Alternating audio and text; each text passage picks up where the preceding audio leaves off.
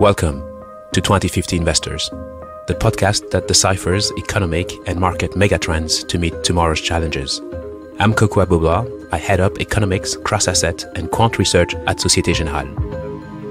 In each episode of 2050 Investors, I'll investigate a key megatrend that relates to the economy, the planet, markets, and you.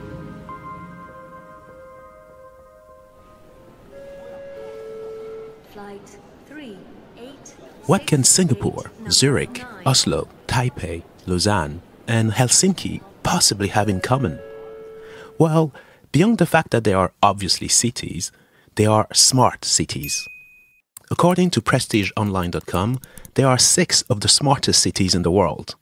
Out of the 10,000 cities around the globe today, only 118 of them are deemed smart. Have these cities taken an IQ test for them to be called smart? How does one differentiate between a smart, average, and a dumb city? What makes a city smart? To answer those questions, I've decided to use one of the world's most celebrated smart cities as our case study, Helsinki. And I'm very happy and honored that Helsinki's mayor, Mr. Juhana Vartiainen, has agreed to share his views on how his city has transformed to deliver for its citizens. Good morning, Mayor Juhana Vartiainen. It is a pleasure to have you on the show. It's a pleasure for me, Kokou. Hello. Let's first start with a simple question. What is, in your opinion, a smart city? What is the mission statement of a city such as Helsinki, its purpose?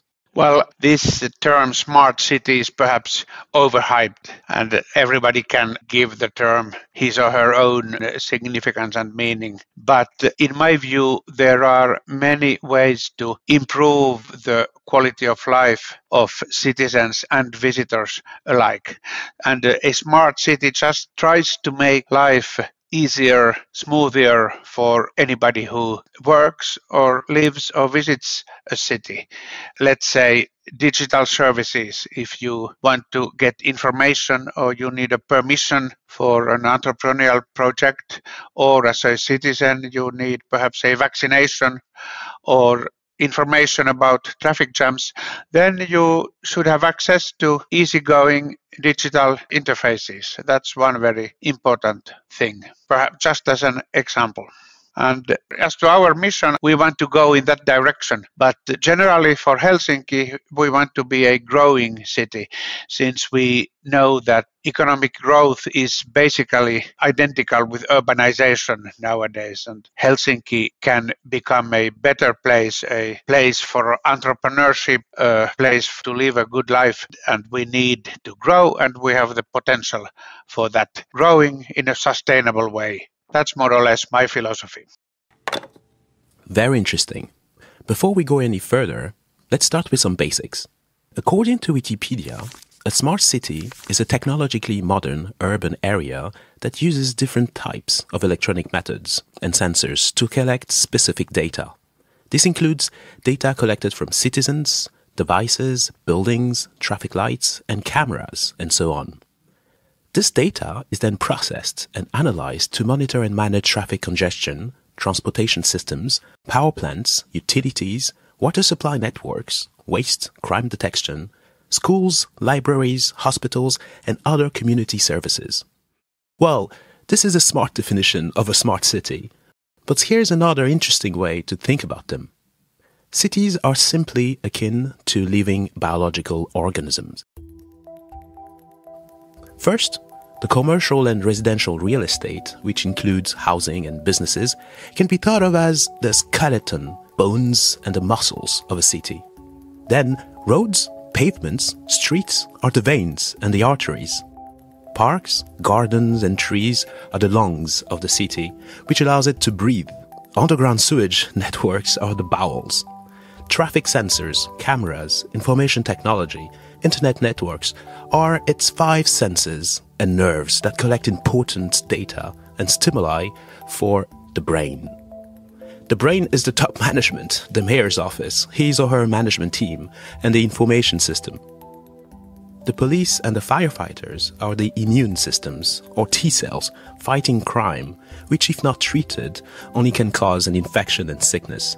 Batman was therefore to Gotham City and its rampant corruption what antibiotics are to bacteria.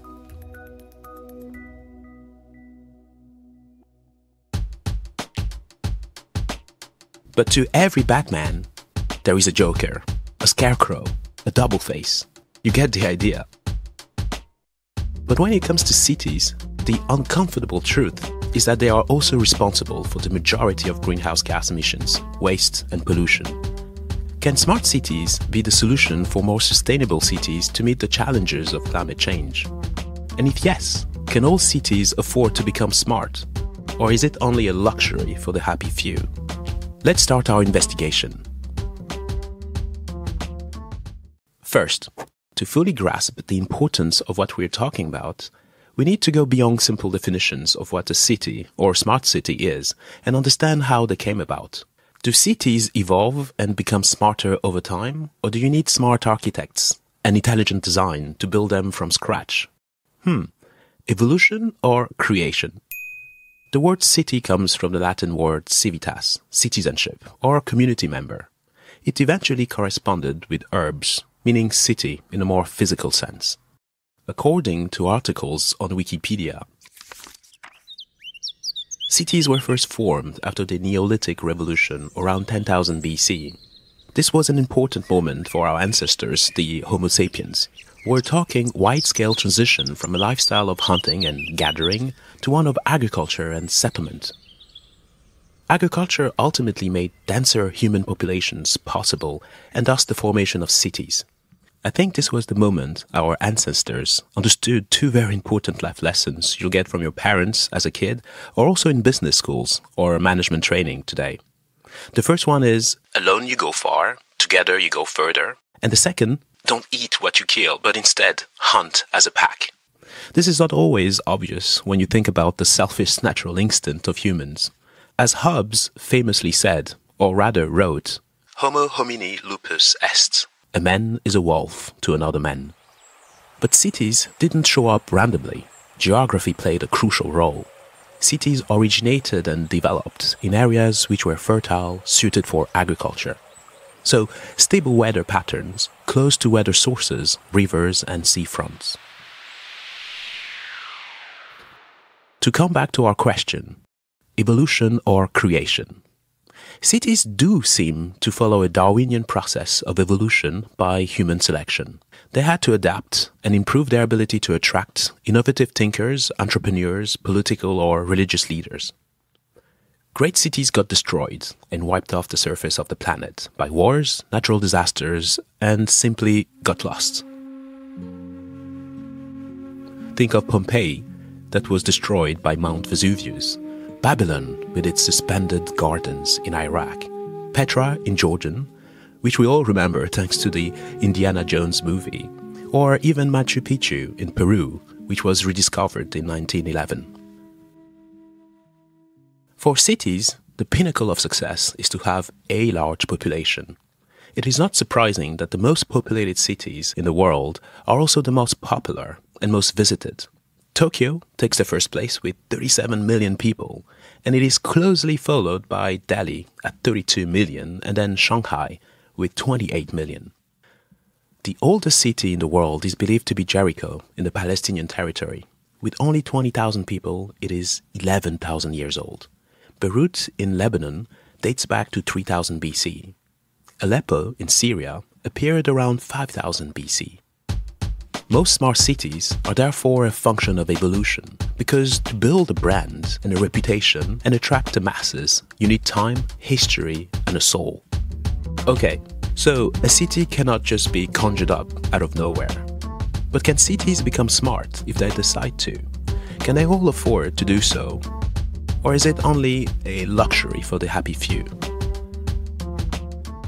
A research by Frost and Sullivan, published in 2014, identified, and I quote, 8 key aspects that define a smart city.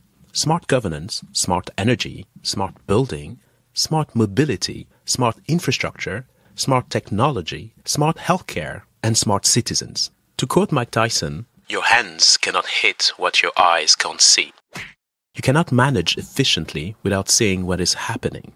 The tragedy of human cities is that most of them are not managed as efficiently as they should or could. The consequences of poor management and design are air and water pollution, waste, traffic congestion, overcrowding, energy waste, inefficient building. This in turn can result in illness, disease, misery, and social inequality. An article from nextcity.org highlights the fact that half of the 10,000 cities worldwide didn't exist 40 years ago. According to the World Bank, 55% of the world population lives in cities. That's 4.2 billion people. A recent report on UN.org expects 68% of the world population to live in cities by 2050.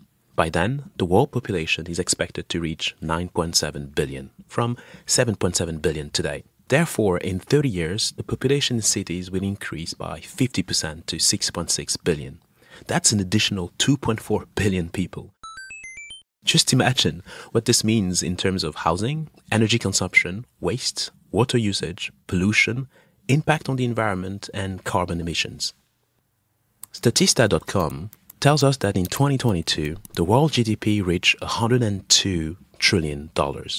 How much of all this wealth is created in cities? Well, 80%. Yes, 80% of global GDP is generated in cities according to the World Bank. The top 3 cities ranked by their GDP are Tokyo with $2 trillion, New York with $1.8 trillion, and then Los Angeles and Seoul, which are both at $1.1 trillion. But to generate GDP, you need energy. And the more GDP you generate, the more energy you consume. There is a formula in physics that says that the amount of energy needed to move an object to a given speed will always be half the mass times its speed squared. Moving more stuff around faster for more people is unsurprisingly an exponential consumption of energy that technology alone cannot solve.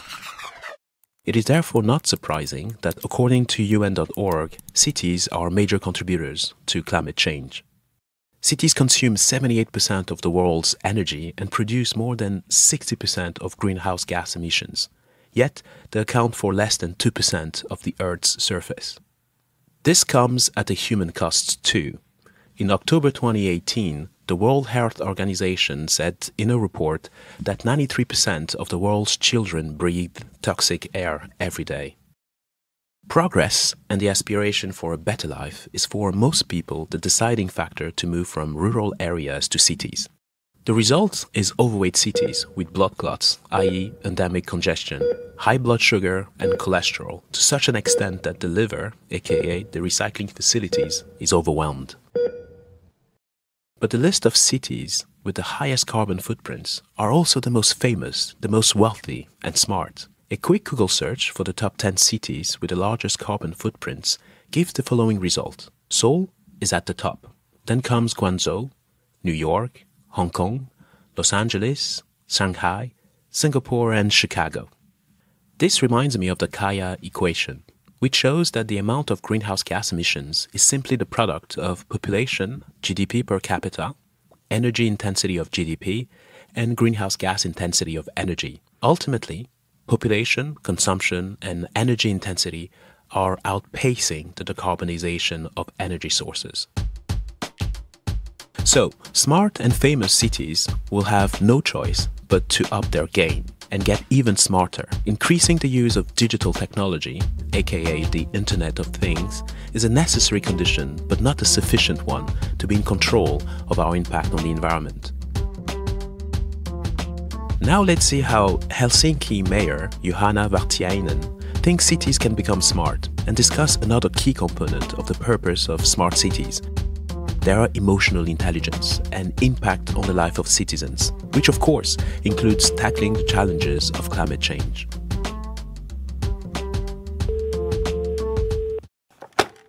So, Mr. Mayor, do you think it is part of evolution to become a smart city, or should it be part of an intelligent design, i.e. you have to create a city to be smart and you cannot become smarter through time? I guess it is very difficult or even impossible to create cities or smart cities from scratch, because cities are a nexus of people with all their traditions and customs and ways of living that have really impregnated the city for centuries or even millennia in the case of some European cities. However, we can do a lot as political decision makers to create direction and facilities and help people's own initiatives in that smart direction. I do believe that modern economic growth is closely associated with urbanization, and that is something that has been going on. So cities are mostly can be thought of as platforms. You can influence things and do interesting things, but you cannot start them from scratch. The ability to use technology to harness and process data such as traffic jams, movement of people, energy consumption, behavioral patterns, waste management, etc. So like a brain, a smart city is able to anticipate the future and plan ahead with efficient resource allocation. So let me ask you this. How smart is Helsinki, in your opinion, and what can be improved? We have put a lot of emphasis on the availability of data and information that we can use as the city bureaucracy, and we can even let the citizens and consumers and entrepreneurs use through multifarious interfaces. Just to mention an example, we have a proactive preschool enrollment service.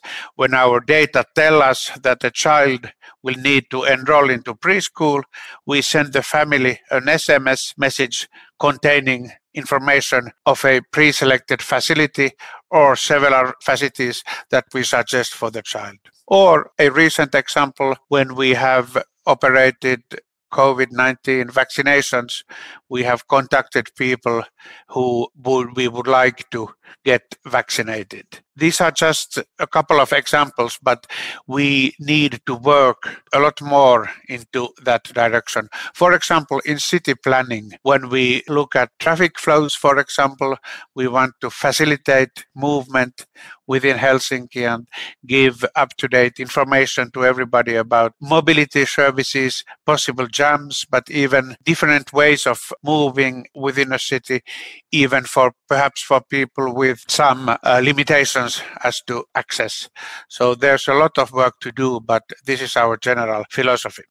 This is an interesting and important point in being able to use sensors to improve the lifestyle of your citizens, which leads me to my next question about time. Compared to other cities you've lived in, is the flow of time slower or faster in Helsinki? Do you think Helsinki gives more time to or takes away time from its citizens? Well, that's a difficult one and a philosophical question.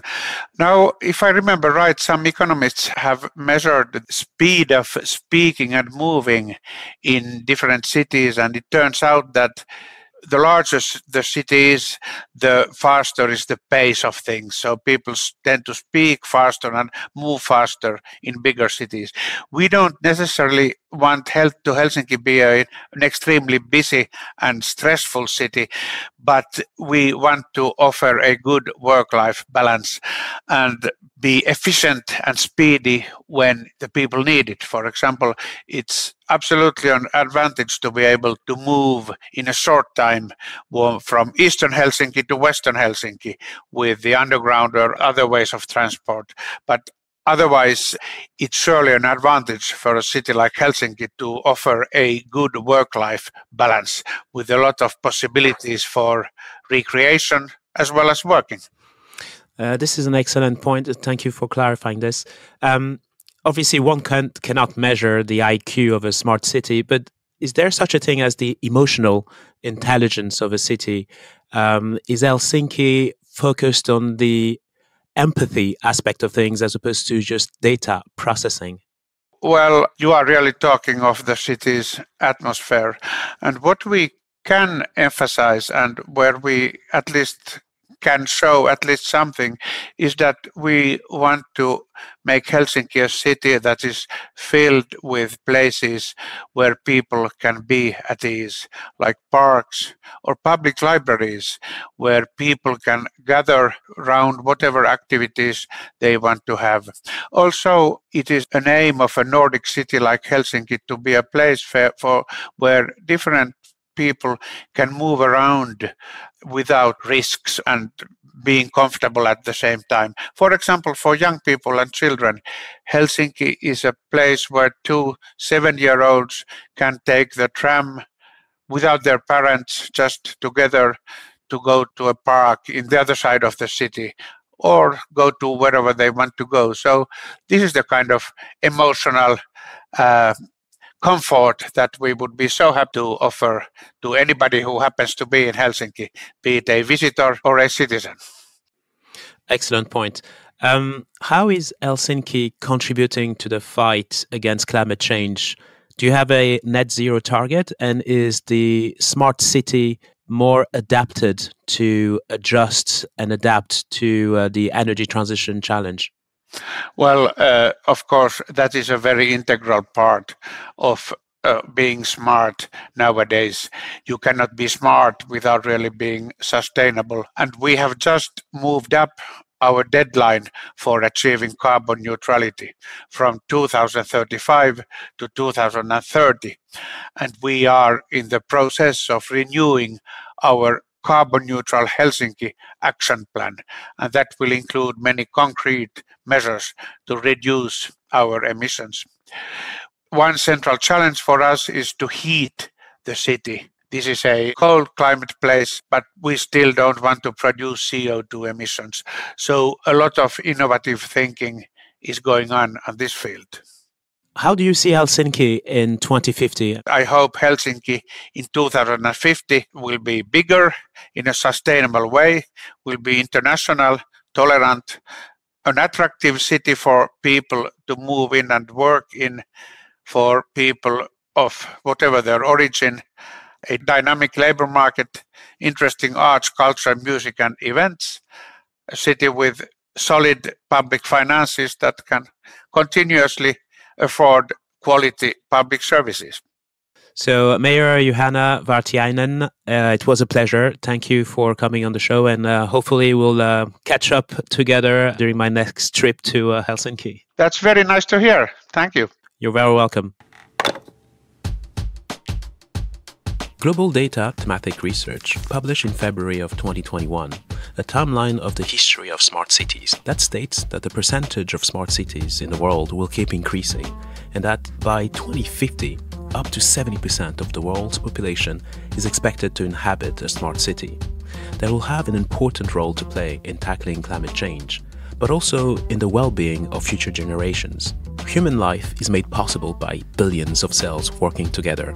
The human brain, one of the most complex organs on Earth, is made of billions of synapses and cells cooperating to create consciousness. Smart cities, with all of their sensors, will need smart consumption too. To quote Nigerian author Ogo Emenike, "Smart is not just a word, it's an attitude."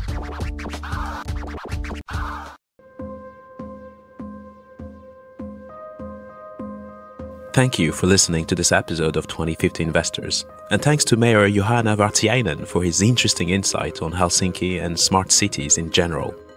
I hope this episode has helped you get a better glimpse of the future of urbanization and the challenges ahead. You can find the show on your regular streaming apps. Please subscribe, leave comments and stars anywhere you like, and spread the word. See you at the next episode. While the following podcast discusses the financial markets, it does not recommend any particular investment decision. If you are unsure of the merits of any investment decision, please seek professional advice.